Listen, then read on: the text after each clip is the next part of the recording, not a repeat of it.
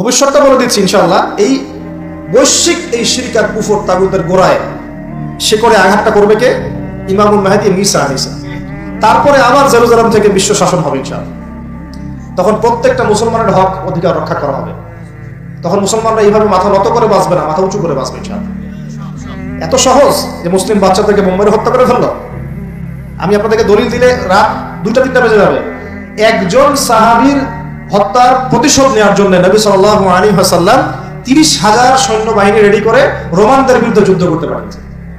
কজন সাহাবী? আবার একজন দ্বীনী বোন, মুসলিম রমণী মহিলা সাহাবীর ইজ্জতের বিনিময়ে পুরা বনু কুরাইজার সাথে নবী যুদ্ধ করেছেন। নবী একজন রাষ্ট্রদূত পাঠিয়েছিলেন, খ্রিস্টানরা ওই রাষ্ট্রদূতকে হত্যা করেছিল। ওই একজন সাহাবীকে হত্যার প্রতিশোধ নেওয়ার জন্য আল্লাহ নবী সাল্লাল্লাহু আলাইহি ওয়াসাল্লাম মুতার যুদ্ধে চলে গিয়েছে। কি মনে করেছে মুসলমানদেরকে ওরা যা ইচ্ছা তাই করবে? যখনই মুসলিমরা ইসলামের পক্ষে কথা বলার চেষ্টা করে অথবা সত্য অবস্থান দেখানোর চেষ্টা করে, ওরা কয়েকটা অস্ত্র প্রয়োগ করে, স্যাংশন দিয়ে দিব, তারপরে কি করব, টাকার মান কমিয়ে দিব, ভিসা বাতিল করে দিব, অনেক সমস্যা। ওদের কাছে এরকম 70 থেকে 72টা অস্ত্র থাকে, একটা একটা করে প্রয়োগ করে। স্যাংশন একটা অস্ত্র, ভিসা একটা অস্ত্র, টাকার মান ইনফ্লেশন হবে এটা একটা অস্ত্র, ঋণ দেওয়া বন্ধ করে দেবে একটা অস্ত্র, IMF এর লোন দিব না একটা অস্ত্র। এরকম অস্ত্র শেষ নাই। এগুলো আপনারা সবাই বুঝবেন না, পলিটিশিয়ানরা বুঝবেন। এই শক্তিটা, এই পুরো পশ্চিমাদের এই পুরো শক্তিটা, আমি বলছি না তাদের মধ্যে ভালো মানুষ না, এটা বলছি না, এটা যারা নিয়ন্ত্রণ করে তাদের নাম জায়নিস্ট। তারা কারা? এই জায়নিস্টরা কখনোই মুসলমানদের সাথে কাজ করবে না। কশ্চিন কালেও তারা এই মুসলিম বাচ্চাদের রক্তের বদলা নিবে না। কশ্চিন কালেও তারা আমাদের এই ভাই বোনদের জীবনের মূল্য দিতে পারবে না। তারা আমাদের পক্ষে অবস্থান নিবে না। হাজার হাজার মুসলিমকে মেরে ফেলার পরেও তারা ওদেরই পক্ষে অবস্থান নিবে। এমনকি যেগুলো নিয়ে কথা পর্যন্ত বলবে তাকে গুপ্ত হত্যা করে হত্যা করতে পারে। দ্য সিক্রেটস অফ জায়নিজম বইটা পড়ে দেখেন, হেনরি ফোর্ডের লেখা। উনি নিজেও ওদের একজন ছিলেন, বের হয়ে এসেছেন, পরে সৎপথে এসে বইটা লিখেছেন। বইটা পড়ে দেখেন, পড়াশোনা করেন।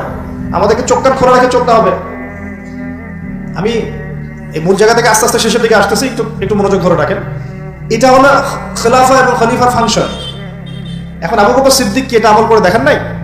উমর ইবনে খাত্তাব তার 10 বছরের শাসক, কত বছর?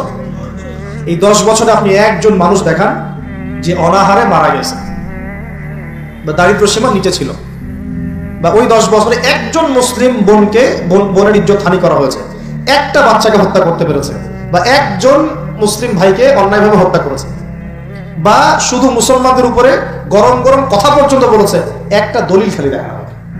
10 বছর আপনি দেখাতে পারবেন না। বরং মানুষ চাকরি ছেড়ে দিচ্ছে এসে, ইয়া আমিরুল মুমিনিন, আমার কোর্টে তো মামলাই আসে না, আমাকে অযথা বেতন দেন কেন? এই যে বর্তমান রাষ্ট্র ব্যবস্থার কাঠামো, এটা ওমর রাদিয়াল্লাহু আনহু দিয়েছেন। তার জীবনী পড়ে দেখেন, ইতিহাসগুলো পড়ে দেখেন। এখন এই 10 বছর যদি এভাবে চালানো যায়, তাহলে আমরা কেন এখন দুর্বল হচ্ছি? আরো সামনে যান, ওই 10 বছরে ওমর রাদিয়াল্লাহু আনহু এই বাইতুল মুকাদ্দাস জয় করেছিলেন, মনে আছে? উটের পিঠে তিনি একবার চলেছেন, তারপর বৃত্তকে উঠিয়েছেন। ওটা নিয়ে কাজী নজরুল ইসলাম কবিতা লিখেছিলেন। এগুলো তো এখন নাই। কবিতাটা, এটা তো আমিরুল মুমিনিন কবিতা ছিল না একটা আগে, ওটা তো এখন আপনারা পড়তে পারেন না। কেন পড়তে পারেন না এটা আপনারা বুঝবেন। কেন পড়া যাচ্ছে না? কি সমস্যা হচ্ছে? পড়লে কি হবে? কোথায় নিয়ে যাচ্ছি আমরা বাচ্চাদেরকে? এখন কোন দিকে নিয়ে যাচ্ছি বাচ্চাদেরকে আমরা? আসলে ইসলামের শিক্ষা ছাড়া আপনি যত শিক্ষায় শিক্ষিত করেন না কেন, পরকালে আপনি পস্তাবেন, আমরা পস্তাবো না।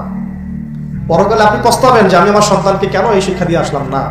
হয়তো আজকে রব্বিরহামহুমা কামা রাব্বায়ানি সগীরা বলতে পারতো, এখন তো সেটাও পারছে না। উসমান রাদিয়াল্লাহু আনহু খেলাফতের পর আরো 12 বছর, কত বছর? একটা ঘটনা দেখান আমাকে, মুসলিমদের অধঃপতনের বা মুসলমানদেরকে অপদস্থ করেছে একটা ঘটনা। এরপর আলী ইবনে আবি তালেবের আরো প্রায় 1.5-2 বছর, ওই সময় দেখেন। আমি বলেছিলাম 1200 বছর প্রায়। তারপর উমাইয়ারা শাসন করেছে প্রায় 97 বছর। কত বছর? নিজেদের মধ্যে অনেক সমস্যা হয়েছিল। যেমন এখন আমাদের সবাই মুসলিম ভাই, পলিটিক্যালি নিজেদের মধ্যে সমস্যা হয় না? এরকম সমস্যা হয়েছিল উমাইয়া খেলাফতে, উসমান রাদিয়াল্লাহু আনহুর সময়ও, আলী ইবনে আবি তালেবের সময়ও। কিন্তু কখনো বাইরের শত্রুদের কাছে আমরা পরাজিত হই নাই। মানে আমার ঘরে কি সমস্যা আছে, আমি সেটা ঘরে বুঝবো। ভাইয়ের সাথে ভাইয়ের সমস্যা হচ্ছে, ওকে ঠিক আছে, হাতাহাতি হয়েছে, মারামারি হয়েছে, অস্ত্র নিয়ে মুখোমুখি হয়েছি, এটা আমার ঘরের সমস্যা। কিন্তু বহির্বিশ্বে মুসলমানদের উপর চোখ রাঙিয়ে কথা বলেছে এমন একটা জাতি খুঁজে পাওয়া যেত না। 97 বছর উমাইয়ারা করেছে, তারপরে আব্বাসীয়রা এসেছে। আব্বাসীয়রা এসে প্রায় 550 বছর চালিয়েছে। কত বছর?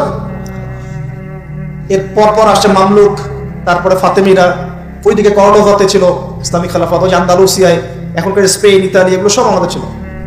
তারপরে সালাহউদ্দিন আইয়ুবী রাহিমাহুল্লাহ আইয়ুবী শাসন এসেছে, তারপরে জেঙ্গিদের শাসন এসেছে, মোগলদেরটা জানেন আপনারা, আফগানদেরটা জানেন, এমনকি হিন্দুস্তান পর্যন্ত দেখেন নাই, এটা পুরো আমাদের আওতাভুক্ত ছিল এক সময়, ইংরেজরা আসার আগ পর্যন্ত। এভাবে বিশ্ব এগিয়ে গেছে ইসলামের হাত ধরে। কখনো কাউকে জোর করে ফোর্স করে মুসলমান করানো হয় নাই, কখনো কোনো অমুসলিমের অধিকার খর্ব করা হয়নি, এবং একজন অমুসলিম যদি আমাদের আন্ডারে থাকতো তার অধিকার সবার আগে নিশ্চিত করা হয়েছে।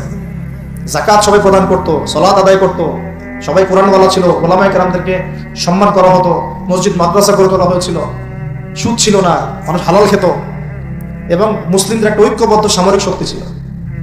আস্তে আস্তে আস্তে আস্তে বিগত বেশি দিন না, আমার স্টাডি হচ্ছে বিগত মাত্র 100 থেকে 150 বছর, লাস্ট 100 থেকে 150 বছরে আমাদের পুরো টেবিলটাই উল্টে গেছে মনে হয়।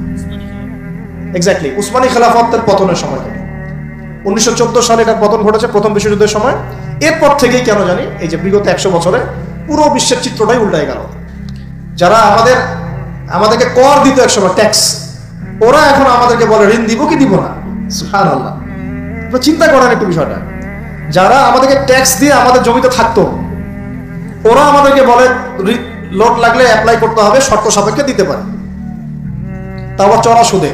ওরা বলে যে পলিটিক্যাল সিস্টেম আমাদের কেমন হবে, ও ইন্টারফেয়ার করতে চায়, ও এসে নাক গলাতে চায় যে তোমাদের রাষ্ট্র ব্যবস্থা কিভাবে চলবে। ওরা এসে এখন ঠিক করে দেয় যে আমাদের সংস্কৃতি কেমন হবে, আমাদের শিক্ষানীতি কেমন হবে, ইত্যাদি ইত্যাদি। যে জেরুজালেমে ঢোকার আগে ওদেরকে 10 বার চেকিং করতে হতো, ওখানে আমরা ত্রাণ পাঠাতে পারছি না।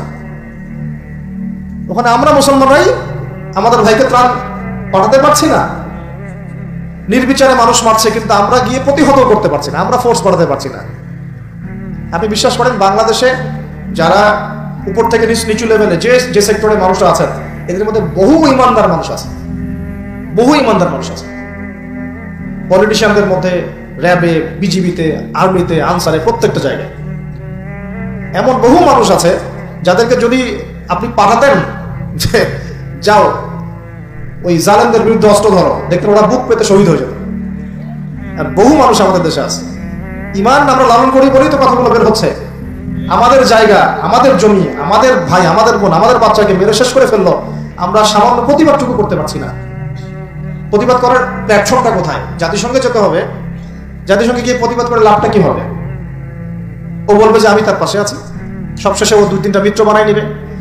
বাংলাদেশের মতো ছোট একটা দেশ যে পরিমাণ সাহস দেখিয়েছে, ওখানে আরবের বড় বড় মুসলিম রাষ্ট্রগুলো সেই সাহস দেখাতে পারে না।